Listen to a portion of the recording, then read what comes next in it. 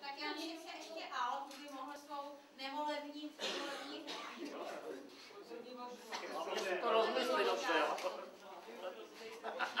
Protože jsem si to dobře promyslel, dovolí by si vám hodit takzvanou krátkou předvolební řeč, mezi tím se vtip nevyvodím. Volte vhodný kandidáty, znáte mě, znáte výbor, víte, jak to dopadá. Opravdu se musím znovu vyfotit. Nebudu vám mazat med kolem úst, jak moji protikandidáti, kteří se vás snažili uplatit nechutným pivem, volebníma slibama. Jako volte vodní kandidáty, nemůžete nikdy udělat špatně.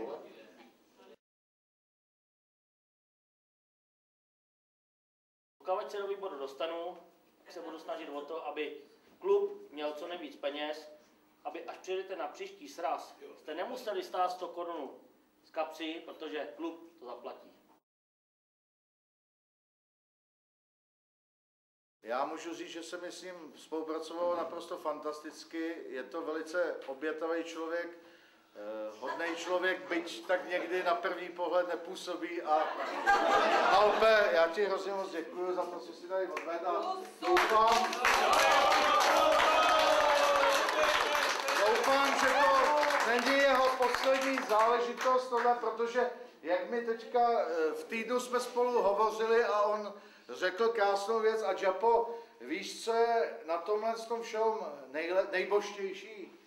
Já jsem nevěděl a on říkal, no že v sobotu, což je zítra, zase už bude před volbami. Takže já doufám, že tu kampaň, kterou zítra Oblišok začne, tak že dotáhne do konce. A děkuju.